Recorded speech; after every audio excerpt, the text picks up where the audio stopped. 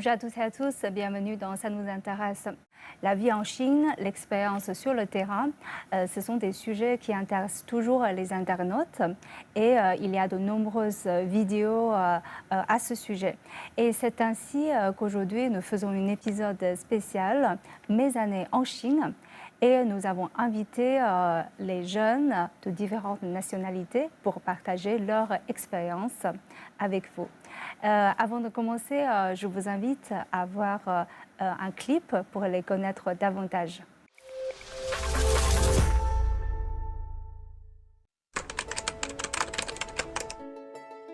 Bonjour, je m'appelle Wachino Lionel Pirosh-Sovegidi, je suis étudiant béninois en Chine.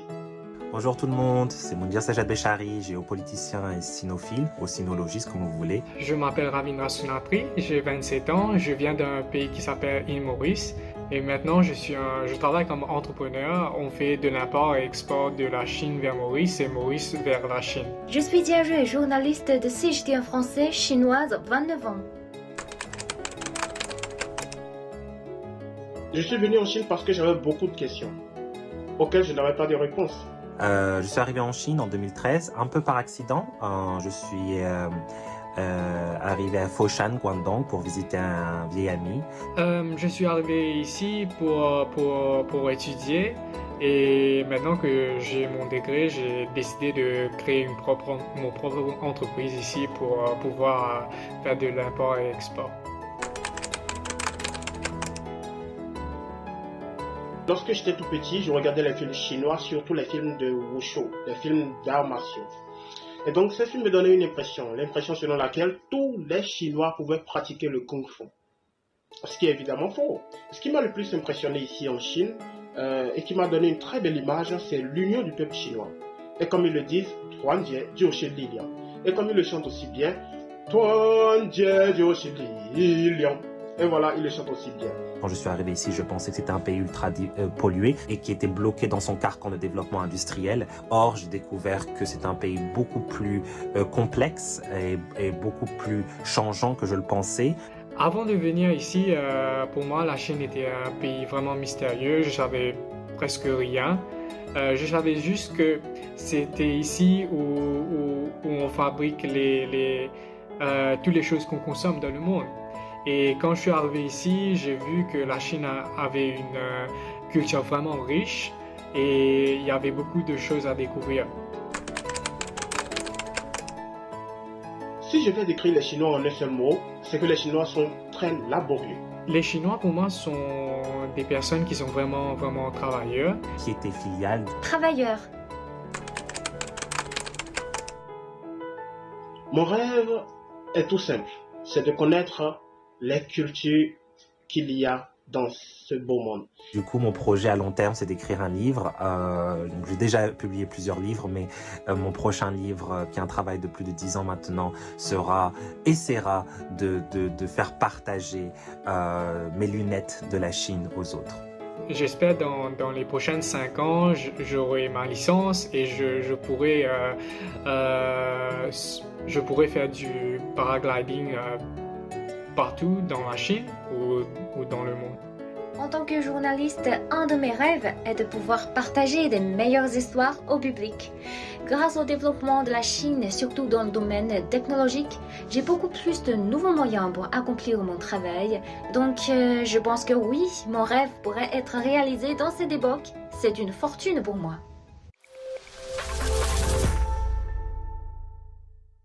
Et j'ai le plaisir de les accueillir par visioconférence. Et aujourd'hui, j'ai le plaisir d'avoir Wachino Lionel Pirosh-Sovegidi, doctorant en linguistique appliquée à l'Université des langues et cultures de Beijing, et Moundir Sajad Bechari, politologue et écrivain français, et Elvin Ravindra Sunatri, chef de projet à Uniford et directeur général de Clay China. Et dans le studio, Lydia Rui, journaliste de CGT en français. Bonjour. Bonjour, bienvenue dans notre émission. Alors, je vais peut-être commencer par Wachino. Vous êtes venu de Bénin et vous avez fait vos études en Chine et maintenant vous êtes doctorant. Alors, vous avez dit dans le clip que vous avez eu beaucoup de questions avant de venir en Chine. Donc, est-ce que vous avez résolu toutes les questions? Par exemple, pourquoi les Chinois mangent avec la baguette? Est-ce que vous comprenez maintenant pourquoi? Alors, d'abord, merci beaucoup pour la question. Premièrement, j'ai toujours été fasciné par la culture chinoise et donc j'avais énormément de questions. Et ce sont ces questions qui m'ont amené ici. Et donc, d'abord, la question concernant les baguettes chinoises, j'ai cherché la réponse plusieurs fois. J'ai eu beaucoup de différentes réponses, mais quand même, j'ai eu une réponse qui m'a beaucoup intéressé. D'abord, depuis l'Antiquité, les Chinois utilisaient déjà des longs bois en bambou pour faire de la cuisine. Et par la suite, cela a évolué, c'est devenu des baguettes que nous utilisons aujourd'hui. Mais ce qui m'a le plus intéressé, c'est la culture derrière ces baguettes. Parce que la fabrication de ces baguettes répond à des normes fixes. Nous avons d'abord le petit bout qui est rond et le second bout qui est carré.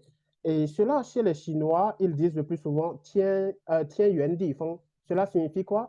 Le ciel est rond et la terre est carrée. Et donc, cette analogie me permet de voir combien de fois les Chinois sont beaucoup plus proches de la nature. Parce qu'ils disent aussi quelque chose, tian di ren he, c'est-à-dire quoi? C'est-à-dire le ciel, la terre et l'homme sont en harmonie. Et vraiment, c'est très intéressant. Et seulement avec ces baguettes chinoises, nous pouvons apprendre beaucoup de choses sur la culture chinoise, comment est-ce qu'ils voient le monde, comment est-ce qu'ils se comportent et tout ça. Nous pouvons voir beaucoup, beaucoup de choses. C'est vraiment très intéressant et passionnant. Et par rapport à vous,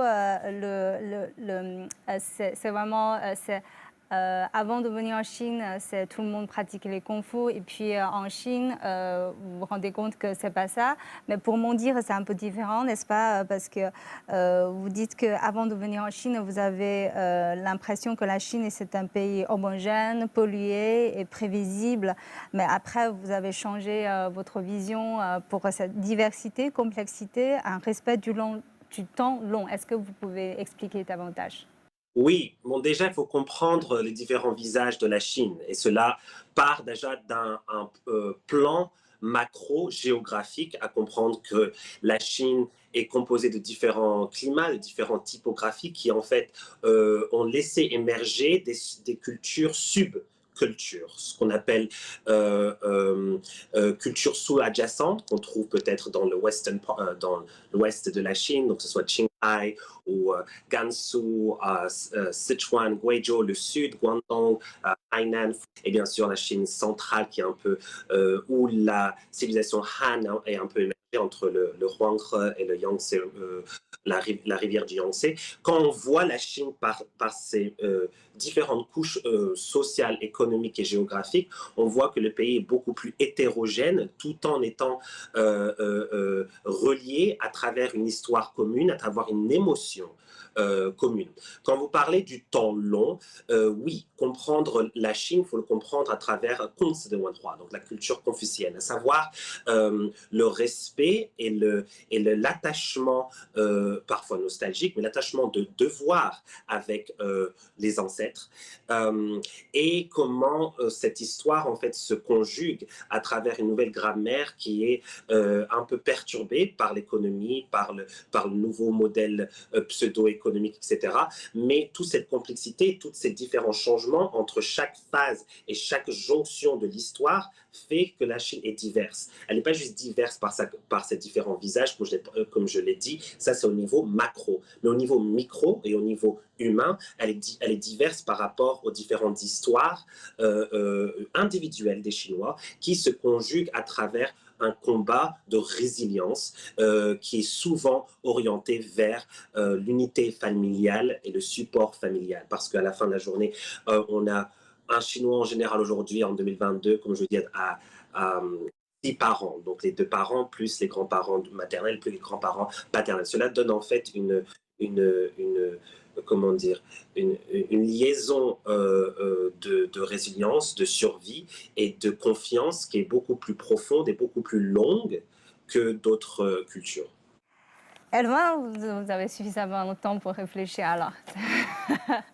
Pour moi, avant de venir en Chine, comme je vous avais dit, c'était un pays vraiment mystérieux. Je savais pas beaucoup d'informations sur la Chine, etc. Et je croyais que la culture chinoise était tous pareils.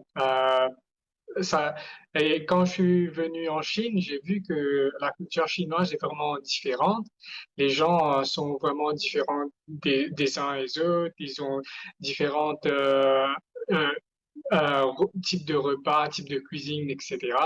Et c'est passé quand je suis arrivé en Chine, j'ai pu voyager et voir tout ça d'une première vue. Alors, ouais.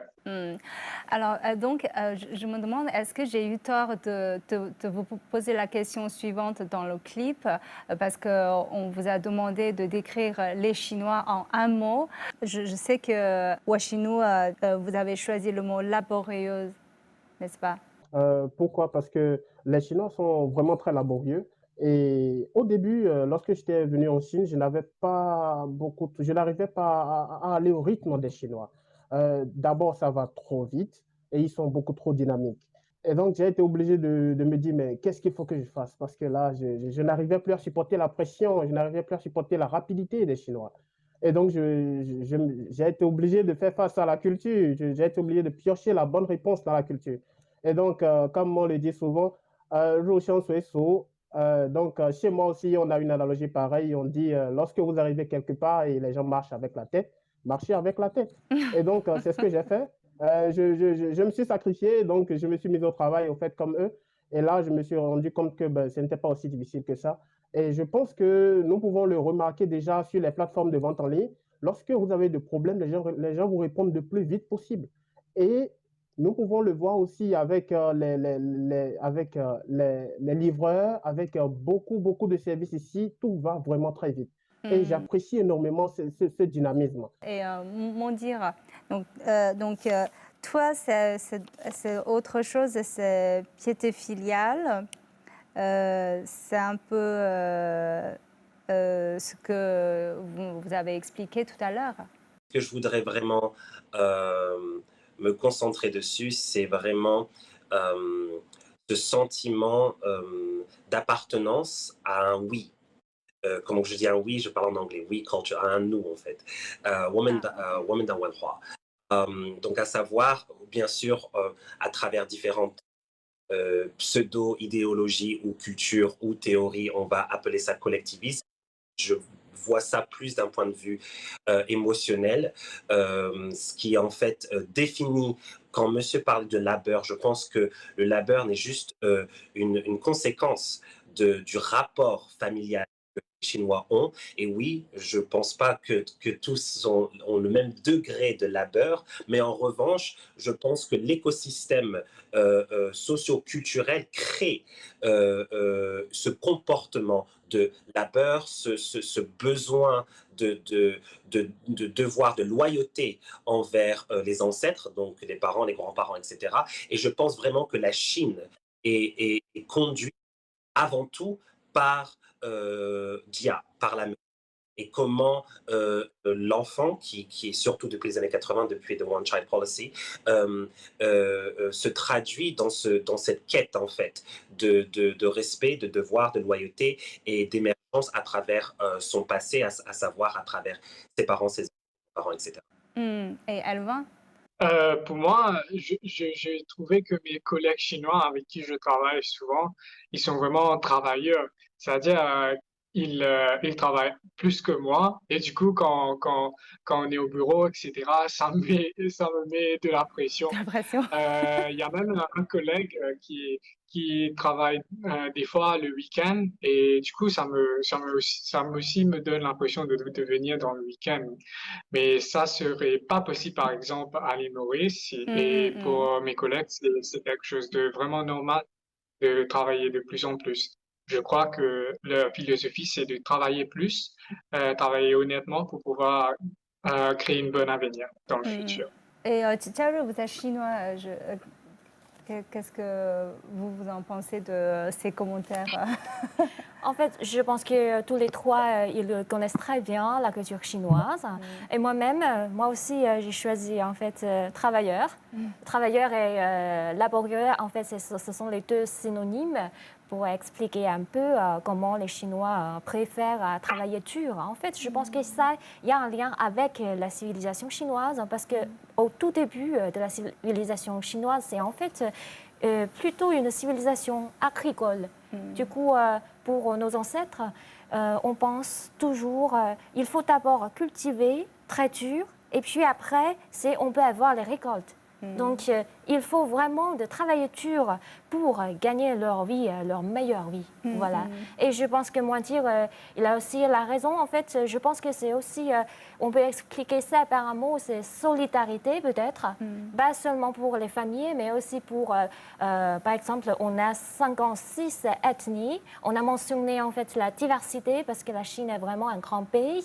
Mais en même temps, vraiment, il y a une solidarité pour toutes ces ethnies dans la famille ou bien dans les communautés, dans différents domaines.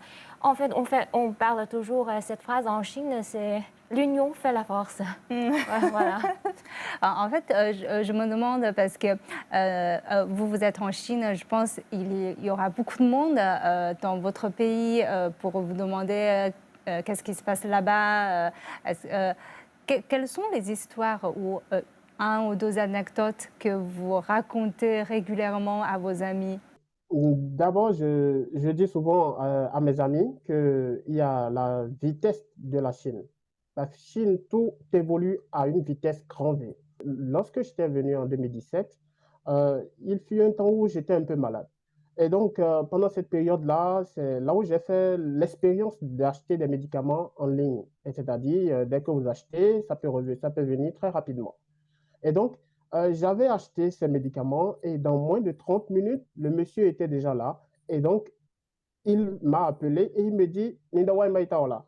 Et donc, Nidawai Maitaola, c'est-à-dire votre livre est là, ok, votre marchandise est là. Et donc, je suis parti, j'ai pris le médicament et me suis dit, mais waouh, ça c'est vraiment bien parce que je n'étais pas habitué à ce système de consulter le docteur en ligne, à ce système d'acheter des médicaments en ligne. Et donc, ça, c'était vraiment une belle expérience et la rapidité m'a vraiment plu. La vitesse, ça se voit un peu partout. Même lorsque les professeurs font les cours, ça se voit presque partout. Dans les constructions, lorsque vous arrivez dans un endroit et après 6 mois, vous repartez dans cet endroit-là, vous allez remarquer qu'il y a nécessairement un changement direct et radical. Et donc, je me demande qu'est-ce qui fait que les choses changent constamment. Et je n'ai pas encore la réponse à ça, mais j'appelle ça seulement la vitesse de la Chine. Et vous, quelles sont les anecdotes que vous aimez raconter à vos amis mauriciens? Par exemple, il y a une histoire que j'aime beaucoup raconter à mes amis quand ils me demandent comment sont les Chinois. C'est-à-dire quand j'étais encore à l'école en 2017 aussi, je suis parti au restaurant, j'ai, je, je me suis amusé un peu et quand je suis retourné, j'avais perdu mon portefeuille. Et du coup, je venais d'arriver en Chine. Et alors, il y avait ma carte bancaire, etc. J'avais pas encore mis WeChat Pay, etc. Alors, si je perds ma carte, c'est un grand problème. Je paniquais, je suis parti même au poste de police. Mais après un jour, c'est-à-dire le lendemain, dans la soirée, il y a quelqu'un qui m'a téléphoné sur mon téléphone. Alors, c'était un monsieur qui habitait tout près de l'école. Il a ramassé mon portefeuille et il a vu un numéro dans mon portefeuille. Il a téléphoné. Et puis, je suis allé le voir et il m'a donné mon portefeuille. Il m'avait même préparé un petit repas, etc. Alors, c'est cette histoire que je raconte à mes amis mauriciens quand ils me demandent comment sont les Chinois. Parce que mon expérience en Chine était vraiment bonne jusqu'à l'heure. Et ouais. Et Moundir, quel genre d'histoire que vous racontez à vos amis? J'ai adopté un enfant de Foshan, Guangdong, qui en 2014. Donc, pour moi, quand je vois la Chine, quand je lis la Chine, je lis la Chine à travers les yeux de mon fils et les yeux de la famille maternelle. je suis pas rentré à travers la Chine, je n'ai pas lu la Chine à travers l'école, le travail ou autre, ce que beaucoup d'étrangers font et ont eu. Moi, j'ai eu d'abord une connexion à travers ce pays, à travers ces gens, à travers vraiment le chemin de l'émotion pure et le chemin de survie, de résilience. Parce que quand je vous ai parlé de piété filiale, en fait, je parlais spécialement du squelette du support system, donc système de support, système de solidarité, comme mademoiselle l'a mentionné auparavant, mais solidarité familiale à travers le cercle. Et ça, c'est quelque chose que j'ai compris très vite, parce que c'est une longue histoire, je peux en parler, mais à travers en fait ma famille chinoise. Et du coup, quand je parle de Chine, je parle d'abord de ma famille substitutionnelle, et ensuite, bien entendu, mes apprentissages et mes expériences qui sont en fait les conséquences de ma géographie en Chine quand j'ai bougé à Pékin ou autre. Mais ça, c'est beaucoup plus commun. Je pense Ouais. que l'unité de mon anecdote, elle est attachée à ma relation familiale avec mes Chinois. Et Thierry, je voulais savoir, est-ce qu'il il y a des choses que vous racontez régulièrement aux étrangers quand vous êtes en contact avec sur la Chine? Moi, je pense que c'est pas tellement profond comme les trois invités ont mentionné. En fait, je partage toujours les gastronomies chinoises avec mes amis étrangers, bien sûr. Mais aussi, en fait, comme par exemple ce matin, j'ai discuté un peu avec mon collègue et je lui ai demandé maintenant, est-ce que tu préfères faire des courses en ligne ou bien au supermarché? Et puis, il a dit que depuis 5 ans, environ 5 ans, il préfère de faire des achats en ligne. C'est vraiment très pratique. En Chine, en fait. Et il a déjà, en fait, cette habitude pour faire les achats en ligne, pas seulement les achats, bien sûr, mais aussi, comme par exemple, les frais de famille, comme électricité, eau, gaz, etc. Voilà, et je pense que c'est pas seulement la technologie facilite notre vie, mais aussi faciliter notre travail professionnel. Voilà, c'est aussi ce que je discute. Peut-être pas partage, mais discute toujours avec mes amis étrangers. Et vous, Washinou, quels sont les plus grands changements que vous pouvez constater pendant toutes ces années en Chine? Pour compléter ce que Madame vient de dire, je pense que déjà au niveau technologique, nous pouvons déjà remarquer que beaucoup de gens tendent à préférer à prendre les transports comme le TGV, le Gaotier chinois, le TGV chinois. Et donc, même actuellement, j'ai lu tout récemment, il y a un reportage sur la conception d'un nouveau type de TGV qui va jusqu'à 600 km/h. Et je trouve que ça, c'est vraiment très exceptionnel parce que ça va vraiment entraîner un développement très rapide de certaines zones rurales. Parce que le TGV, à cette allure-là, beaucoup de gens vont préférer prendre ce TGV que de prendre l'avion et donc ça ira beaucoup plus vite. Et donc, ça, c'est déjà un point. Un autre point, c'est déjà le développement, surtout au niveau du développement des zones rurales. Je me suis rendu compte que la Chine a mis ce point-là vraiment au centre de son développement. Et donc, j'ai été dans un village au nord de la Chine et je me suis rendu compte qu'en réalité, ce n'est même pas un village parce que chez moi, ça n'a rien d'un village, en fait. Parce qu'il y a tout ce qu'il faut pour un village, mais quand même, il y a tout ce qu'il faut aussi pour une ville. Les routes, les infrastructures, tout est bien. Les hôpitaux, ça va très bien, c'est bien construit. Il y a aussi la connexion Internet qui est vraiment haut débit et tout.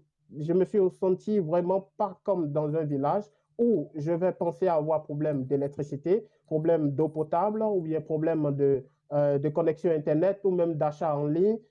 Donc, tout allait tellement bien au point où je me suis dit, mais vivre dans un village, je n'ai rien à envier à quelqu'un qui vit dans une grande métropole, à Shanghai ou bien à Pékin. Et donc, cette expérience m'a permis de voir que la vie des paysans vraiment a changé tout d'un coup. ce changement-là, je pense que je l'ai vu de mes propres yeux. C'était magnifique. Alors, dernière question. On revient un peu à vous. Vous êtes tous en Chine où vous avez fait des études, vous travaillez. Donc, quel est votre rêve et qu'est-ce qui vous a motivé à rester en Chine et comment comptez-vous réaliser vos rêves en Chine? Je commence par Washington. D'accord. D'abord, ce qui me motive à rester beaucoup plus en Chine, c'est la culture. Pourquoi? Du premier point de vue, je peux dire que le fait d'aller comprendre la culture chinoise m'a permis à moi-même de mieux comprendre la mienne. Et donc, sur ce point-là, je peux dire que en cherchant à comprendre l'autre, je me suis mieux compris moi-même. Je peux dire ça. Et donc, c'est ça qui me motive le plus. Chaque jour, je fais l'effort quand même de mieux comprendre cette culture et d'essayer de voir, mais comment est-ce que ça se passe chez moi en Afrique, chez moi dans l'Antiquité, dans l'ancienne Égypte, comment est-ce que ça se passait? Et donc, c'est vraiment très passionnant. Et je ne peux pas dire que je peux réaliser mon rêve, mais je peux dire que je vais vivre ce rêve-là au jour le jour et je préfère le vivre comme ça. C'est vrai qu'il y a beaucoup d'amis africains qui me disent qu'il y a beaucoup de ressemblances entre la culture chinoise et la culture africaine. Donc, effectivement, il y a beaucoup de ressemblances entre la culture africaine et la culture chinoise. Par exemple, lorsque vous parlez, vous savez, chez nous, par exemple, dans ma langue maternelle, c'est une langue Kwa du continent Hubei, plus précisément le Gubei. Euh, on utilise toujours le nin des Chinois, le nin, c'est-à-dire le vouvoiement. Le vouvoiement chez nous a une très grande place. Et comme chez les Chinois aussi, ça a une très grande place. Et lorsque vous mangez avec les Chinois, vous savez, la manière dont les gens s'asseyent, et donc qui va manger en premier, ça aussi, il y a une grande ressemblance avec ça, avec ma culture, avec la culture africaine. ça, j'apprends de nouvelles choses, hein. Alors, Elva. Ben, moi, mon rêve, c'est de pouvoir construire une entreprise qui est vraiment profitable. Et du coup, quand je me suis, j'ai été en Chine pendant 5 ans, j'ai pu créer des relations avec certaines personnes, etc. Et j'aime beaucoup leur façon de travailler. Alors, c'est un des raisons qui m'a poussé à rester en Chine, du coup, que de partir ailleurs. Et ben, je travaille presque tous les jours pour pouvoir réaliser ce rêve. Et maintenant, il y a beaucoup plus de gens qui travaillent ensemble avec moi. Et je suis sûr que dans quelques années, on va pouvoir réaliser cette rêve ensemble. Je comprends, vous allez devenir patron et puis vous faites travailler vos employés le week-end. Et mon dire. C'est très simple. Je voudrais juste finir mon livre sur la Chine. Je veux prendre le temps pour cela parce que on est dans une phase temporelle qui est très, très, très tumultueuse dans le monde. Et du coup, je dois attendre davantage pour voir la situation sociétale en Chine. Donc, ça serait avant 2028, si je peux finir mon livre, ça serait cool. Et sinon, à Vous avez côté de des plans ça, quinquennales aussi, hein. oui, voilà. Et sinon, ce serait de créer un film